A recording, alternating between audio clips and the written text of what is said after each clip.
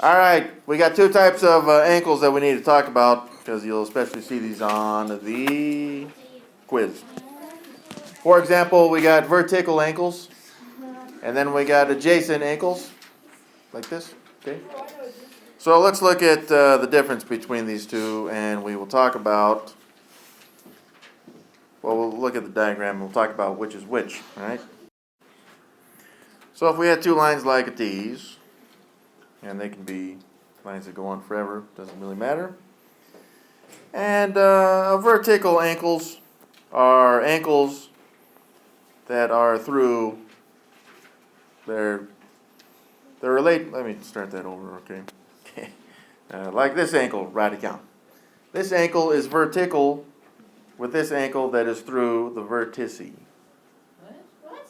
So this has nothing to do with me. That's correct. The vertice is where the two lines intersect, radical, right? So the vertical ankles are ankles located through the vertice, okay? But if that were the case, then if I had this ankle radical, then its vertical ankle would be these radical, all right? So if these was the labels of the points, hopefully you guys remember how to label or name the ankles on the T's. So for example, ankle MQR is vertical with ankle NQS. All right, as it turns out, vertical ankles are also congruent, meaning they have the same measure. So, for example, if I said that this ankle was, let's say that this one is 45 degree, then what other ankle could we know the value of on this one? RQS, right? It also would be 45 degree because the two ankles are the same. Well, here's the problem though, is on the quiz you guys may see stuff like this. Instead of saying that's 45 degree, this one would be 5x. And then they'll say solve for x. Now the ankle values are the same, right? So you'd say, well, I know 45 then is equal to 5x. But we're solving for x now, right? So x in this case would be 9. There you go. And that is how you would solve for these. All right, adjacent ankles are ankles that are next to each other, meaning they share a line. For example, we could look at ankle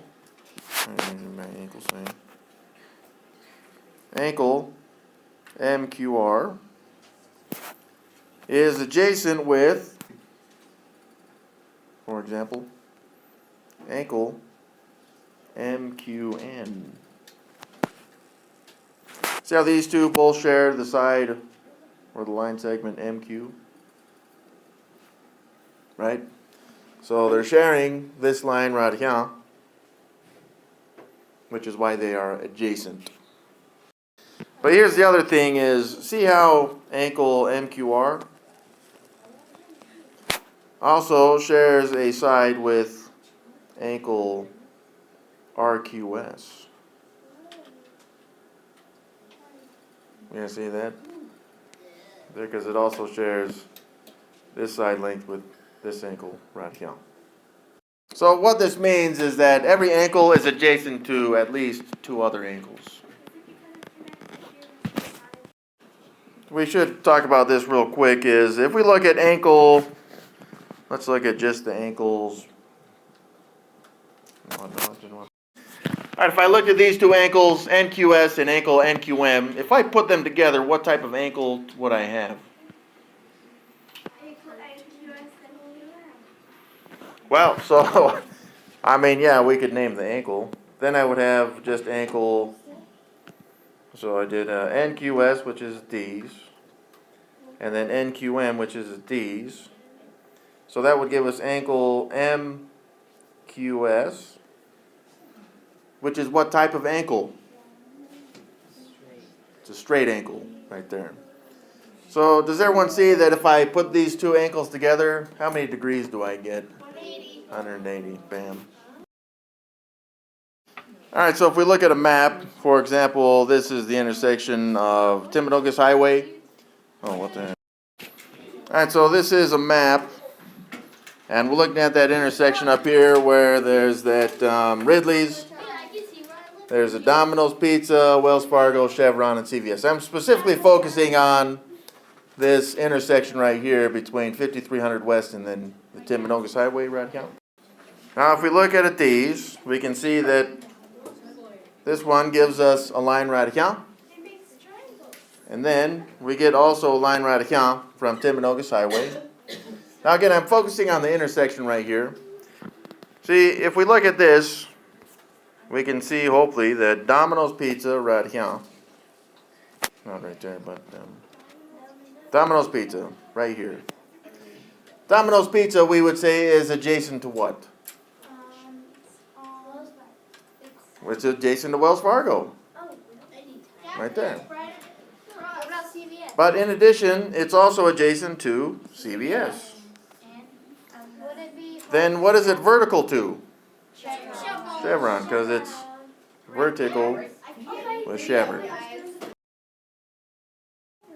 Below is an image of a triangle on the first grid provided. Draw a triangle with side lengths twice as long as the image. Label the new vertices D, E, F. And on the other grid, draw a triangle with side lengths half as long as this image. Label the new vertices G, H, I. Describe the method you use to double the length of each side. Describe the method you use to make each side length half of the original. Do you think the angles of the new triangles are the same or different than the original? We'll look at that. So first we need to acknowledge that AB right here is 1, 2, 3, 4, 5, 6, 7, 8 units. Right there. And then B to C is, it's got an angle right there, but we can look at it just using some sloppage, which we'll go over kind of. But we can see that we went up 4, and then to the left, 1, 2, 3, 4, 5, 6. So we went up 4 and to the right 6, or left. We'll get into how to double these though, right? So this other one was up 4, and then over 2 to get to C, from A to C. So, when we're doubling these, we need to make sure that we double these in the same method that it's got these kind of sloped. Alright, so I'm going to start at the bottom corner right here. So that is side length, or that's vertice D. And then E will be 8 away, but double 8. So I got to count these out. Alright, so there's D, there's E, and that gave us this side length, which now is double the 8, which would be 16 units. Now in purple there we saw that we went up 4 and then to the left 6. So instead of going up 4, I'm going to double that and go up 8. Alright, so that is where my next point will be, and we'll DE, that'll be F. So that gives me this side length. And really, if I've done those two correctly, then I can just connect F to D. But we can see also that we would have gone up 8 and then to the right 4 from D. So this triangle has doubled the size. So describe the method we use to double the side lengths. We just doubled the side lengths, and then any measurements from there on were doubled as well, especially for the ankles. Alright, so to show that on this, let's show that I went from E up, I went up 8, and then I went to the left 12. And from D I went up 8, and then to the right 4. So I'm just doubling those values that I had before. Of course, we have the actual triangle. Alright, describe the method you use to make each side half length of the original. So we'll just cut all those in half now. Alright, so cutting the 8 in half means we'd go over 4 right here. Of the original, thank you, very good.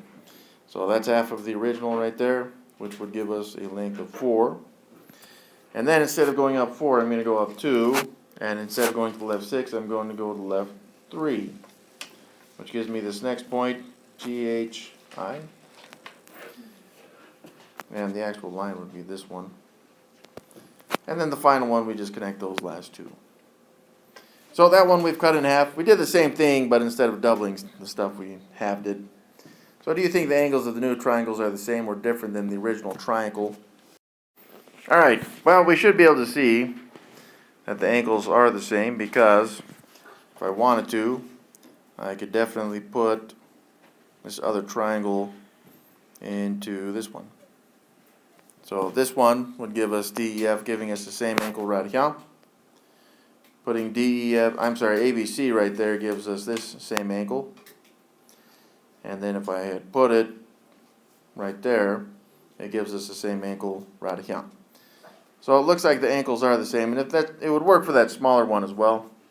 So yes, the ankles are the same, and again, we could look at the sloppage is scaled the same as well. Exploring the relationship between triangles that have the same ankle measures but side lengths that are different. Which sides and ankles correspond to each other? List corresponding ankles and sides. Okay, let's do that. So let's start with, we'll start with the small ankle, or the small triangle. So if I had an ankle, that would be ABC. And it wants to know for congruence, or corresponding. So this one corresponds with ankle, this is the other 48-degree ankle, and that one we would label PQR. Well, that's one of the ankles. What about this big one? This is an obtuse ankle right here. So we can see it corresponds with this other ankle, the 117. So ankle BCA corresponds with ankle QRP.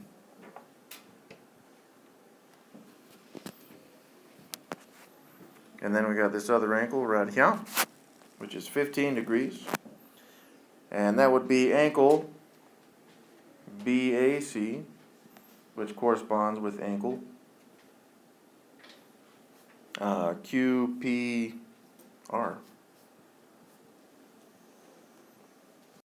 Yeah, these ones happen to be the same ankles. So, I mean, we could say that these are congruent if we wanted to. Which is important for us to see, because if they are congruent, then they should correspond. But not only that, they're in the same position of the triangles, just they're different sized triangles, that's all. So for example, if I said the top left corner, I'd have 48 degrees, which is ankle ABC. But for the big one, the top left corner is ankle PQR. So then they're in the top left for both triangles. That's what we mean by corresponding. Same position. And these ones just happen to have the same ankles. But since that's the case, if I were to look at the top side of the triangles, such as this one, of the small triangle, that would be length BC. Well, that would correspond to this length right here, because that would be kind of the top of that other triangle. It also corresponds with length QR. So if I asked you guys, what side length corresponds with AB side length? Very good, PQ, right? And so what if we looked at CA? RB. So these are corresponding. And it's important to know which ones are corresponding, because right now we're going to be looking at similar triangles, which also give us a proportion. All right, describe how these triangles are similar and different. But this may be something you guys realized about the side lengths. So for example, BC right there, that's a length of 2 right there. QR has a length of 6. Well, CA has a length of 6, while RP has a length of 18. So what do you guys notice about those two? Yeah, so the small one is a third, or the big one is triple the small one, right? And it would work for this other side length that we have, 7. Tripled is 21. So yeah, that's something we should notice about the side lengths, is that either we're tripling the small one or thirding the big one. Bam. There we go.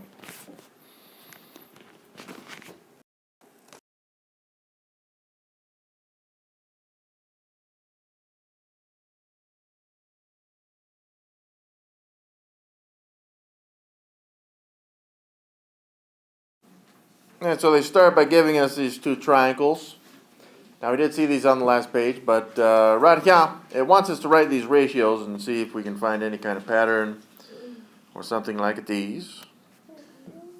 For example, it wants us to take the side length BC, which is 2, and compare it to the side length QR, which is 6. So it's a 2 to 6 ratio, which could be simplified to a 1 to 3 ratio, which will be important for us. But for this, it's important to see that we're comparing the two parts of the triangles that are in the same position. Now, they're not the same because they're different sizes, but the positions of these are the same. In addition to that, it's important for us to recognize that all three of the ankles are the same. Once we have all three ankles that are the same, we automatically have similar triangles, which is what these ratios are trying to teach us about. So the side length AB here is 7, and this is to PQ, which is right here, at 21. You guys see that ratio is exactly the same as 2 to 6? Not only this, but if we look at AC, which is 6, then PR or RP is 18. So these all simplify to be the same exact thing, but now let's look at the perimeters, which is part D. So the perimeter of ABC is 7 plus 2 plus 6. So that would be 15. That's triangle ABC. We're just concerned with the side lengths right now. So the perimeter of triangle ABC is 15. And we're comparing this to the perimeter of PQR, which is 21 plus 6 plus 18, 45. Now if we look at these, we can see that the 15 to 45 also simplifies to a 1 to 3 ratio, just like all of these other ones do. This one can be simplified to 1 to 3, 2 to 6 is a 1 to 3, and 6 to 18 is a 1 to 3 ratio. That is not a coincidence, and that is because the two triangles are similar, and when we say similar, that means that the side lengths are proportional when we compare them against one another. So that means we will have to be setting up proportions later on, right, account? But let's look at these next couple. So we've got side length BC, which we already had at 2. And if we compared to side length AB, which was 7, that gives us a ratio. Now if we compare QR, which was corresponding to BC, QR was 6, and this is the QP, which was, or PQ, 21. Now if we simplified this ratio, we would also get a 2 to 7 ratio. Now again, that's because we're comparing the same parts of the two triangles. Next up, we've got AC, which has a length of 6, and we'll compare that to BC, which is a 2. Now RP is in the same position as CA in the other triangle, so it is corresponding to AC. And we're comparing this to QR, which has a length of 6. Well, both of these, hopefully we can see this. Yeah, very good. Both of these will simplify into a 3 to 1 ratio, which again is just showing that the two are proportional. Finally, looks like we've got AC, which was 6, and we'll compare that to AB, which was 7. So RP to QP, we would probably expect to simplify to the same thing as well. And RP is 18 to QP, which is 21. And sure enough, if we simplify to these, we would get a 6 to 7 ratio, the same as the others. Why is that? Because yeah. Go ahead. 6 times 3 is 18 and 7 times 3 is 21. That's correct. Very good. Now it's important to recognize in the triangles, and I try to color coordinate this, but CA is in the same position as RP, but when we compared it against the same triangle with BC, it gave us the same ratio as PR to RQ. That is extremely important because when we set up these ratios, it doesn't matter where we put these things as long as we're consistent with where we put them, which we did already learn in the ratios and proportions unit. Some of the ratios above make comparisons of measurements in the same triangle, such as G, H, I, and J, and it looks like E and F as well. Other ratios make comparisons of measurements of corresponding parts of two different triangles. Put a star by the ratios that compare the two different triangles. What do you notice? All right, so A, B, C, and D are comparison of different triangles, but what did we notice about all those ratios? Excellent. They always simplify to the same thing. But when we compare parts of the same triangles to each other, to the other ones, yes, we'll get the same, but it won't be the same for all of them.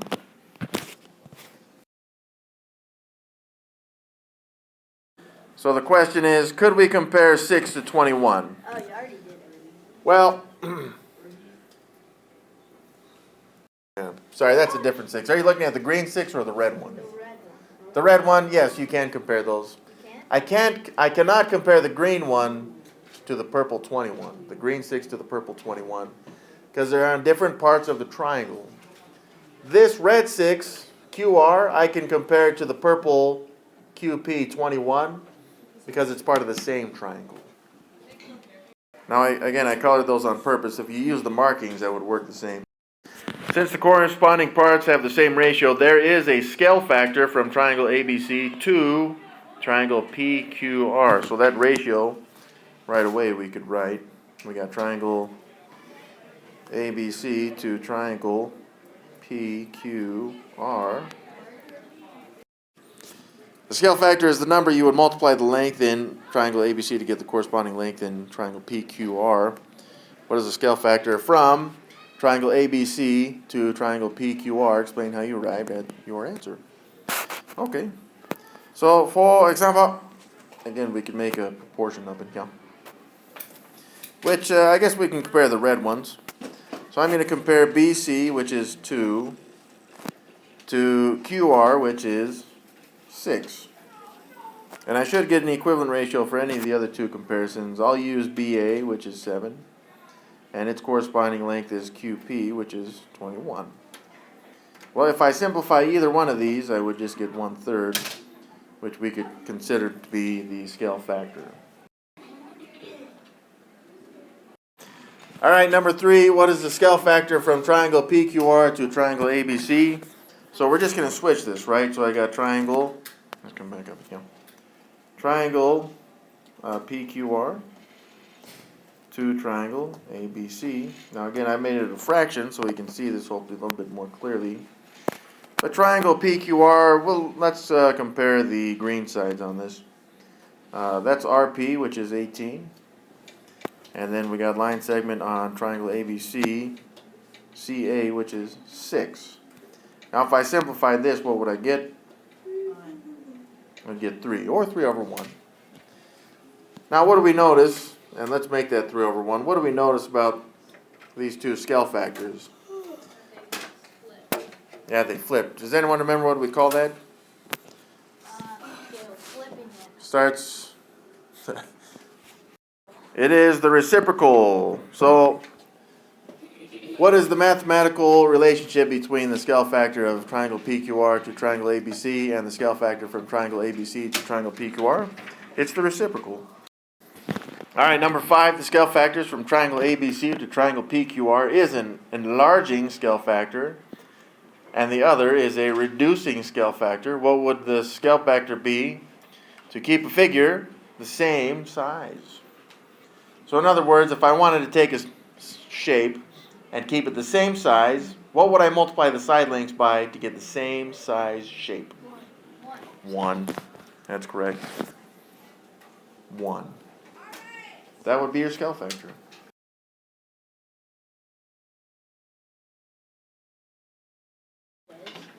All right, number 7. If the ratio of triangle HIJ to triangle DEF is 4/3, so that's the ratio, 4:3. See triangle HIJ below. So they've drawn this for us right here. And yeah, I know on your printouts it may not have printed very well. We're going to draw triangle DEF, or it all, yeah, either way. Show the length of each of the sides. All right. So here's what we're going to need, and we talked about this already, is proportion. So we're going to be comparing triangle HIJ to triangle DEF. All right, now I'm going to make my 2 equivalent fractions. And we should write down the lengths for HI, which is 4, it looks like. And it looks like IJ is that 8? Yeah, it looks like 8. Now it's important to realize as well that we have a right angle right here on triangle HIJ. So we'll have a right angle on DEF as well, because they are similar. The length of HJ we don't need to know, because that's an 8th grade stuff thing.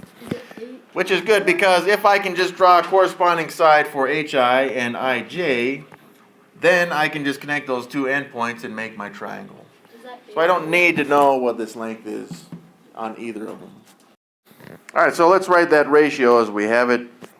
HIJ is 4, and then DEF would be the 3 right here. And we can see, let's look at the side length of JI on this one. So that's part of HIJ, so we're looking at JI, which is 8. And we got to figure out this corresponding side length for triangle DEF, which it looks like would be, that's IJ, so that'd be EF for this one. Now we have a proportion. All we need to do is solve these. And it looks like when we do solve it, we get that X is 12. No, I solved that wrong. Hold on. 6. That's better. 6.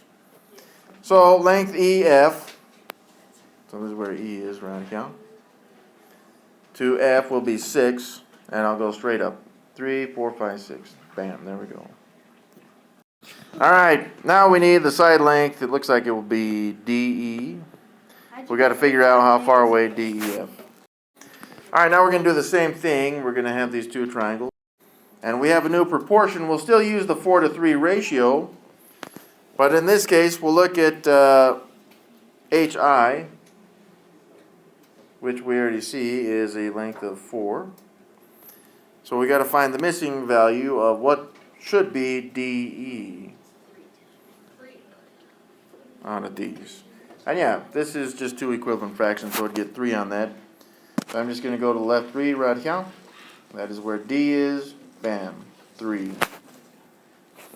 And like I said with that other one, now that we have those 2 lengths, we have 2 endpoints that we can just connect together to get a similar, and in this case, smaller triangle.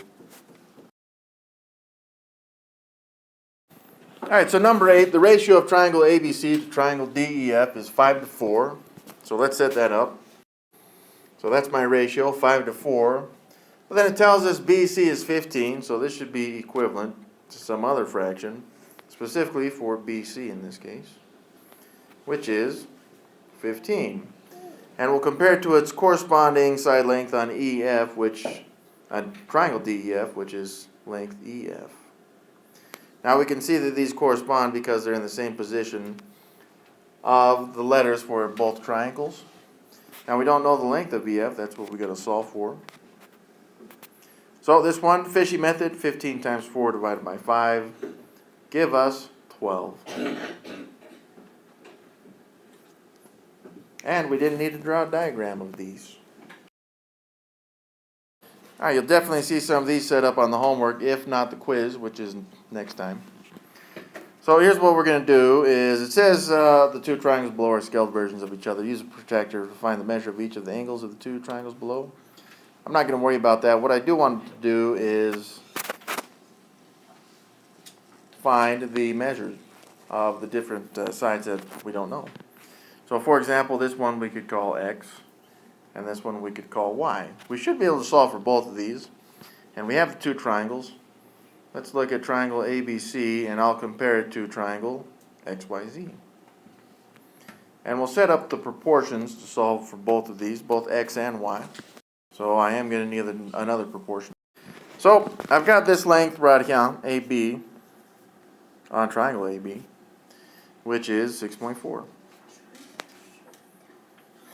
And I can compare this to another value on triangle ABC, which is, in this case, x.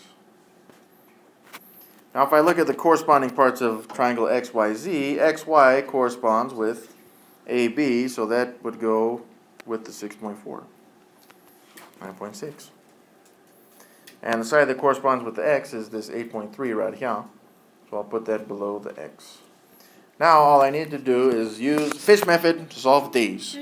8.3 times 6.4 divided by 9.6. So I got, just like you did, 5.53 repeat. And that would be this side length right here, 5.53 repeat on.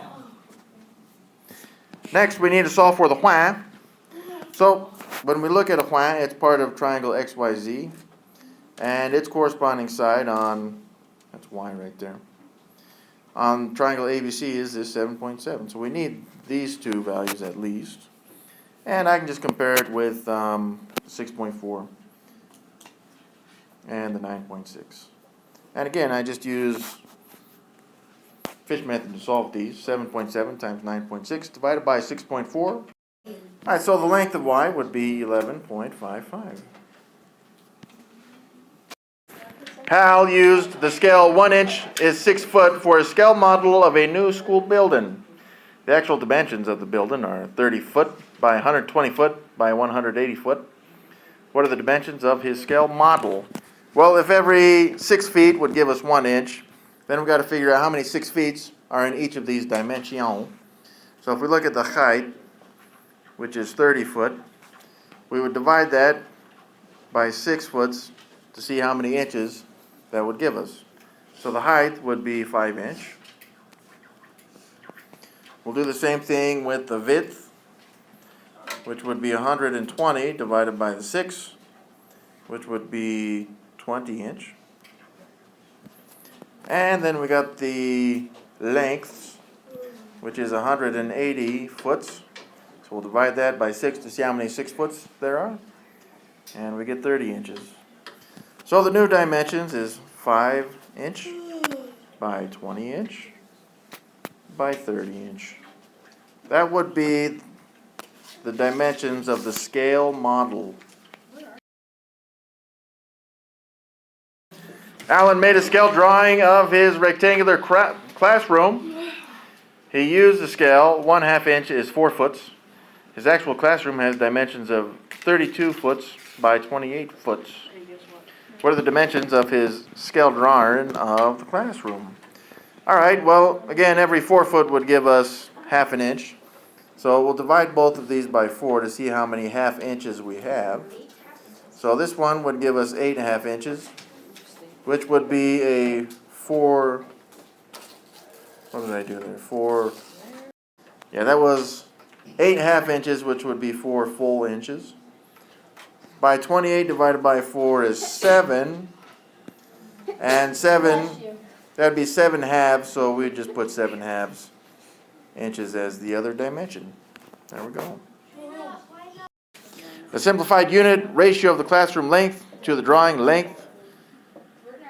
The simplified, written as a fraction classroom length divided by the drawing length, is the scale factor for the lengths. What is it?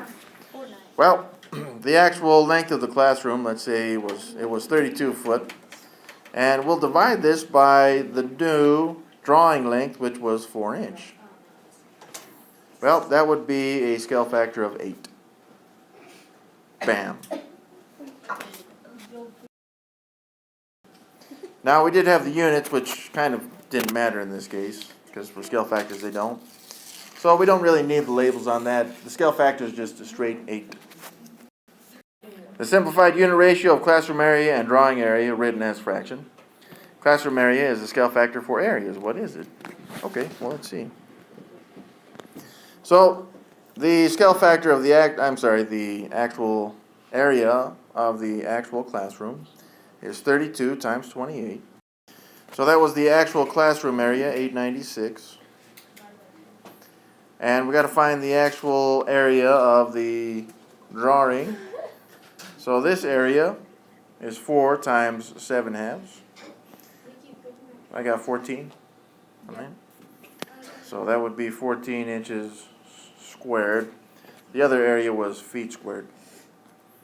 So 896 divided by 14, and we get the scale factor area, the area scale factor. And that would be 64. So the area scale factor is 64. What is the mathematical relationship between the scale factor for lengths and the scale factor for the areas? It's the same thing we talked about last time. It's the length scale factor. And we simply multiply it by itself, which is the same thing as taking it squared. That would be the area scale factor. Bam. This is going to be true always, okay? And we're going to test you on this, not only on the quizzes, but the test at the end of the unit. You need to know that if we give you a scale factor for the lengths, how to figure out what the area scale factor is going to be.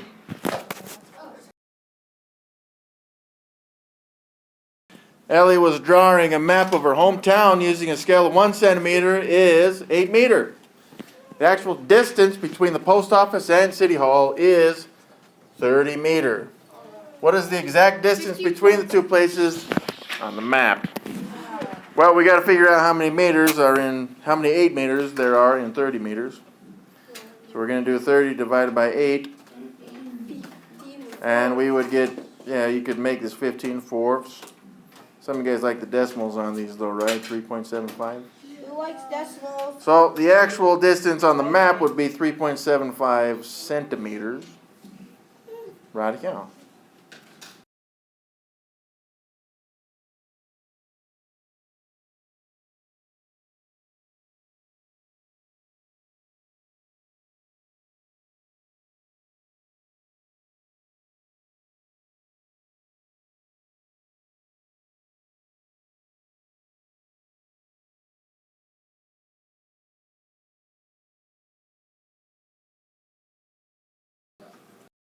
Audrey wants to make a scale drawing of the stamp below. She makes a scale drawing where 1 centimeter in the drawing represents 3 centimeters on the stamp. It's a huge scale.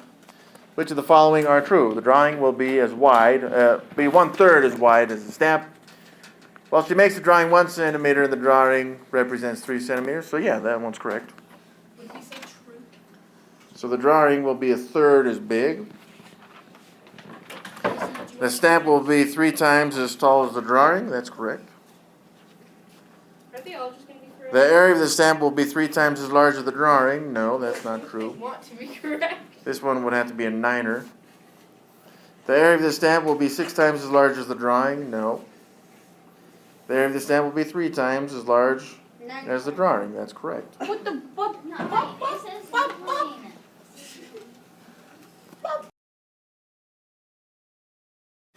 In the last lesson we talked about if we double the side lengths, then we would need to quadruple the area. Hey, Mr. Salt, Okay. why did you change Now on this one, the small one is her drawing. Her drawing would be smaller. So the stamp, while the side lengths are 3 times as big, that means we could fit 9 of her drawings into the stamp. That's why the area is 9 times as big.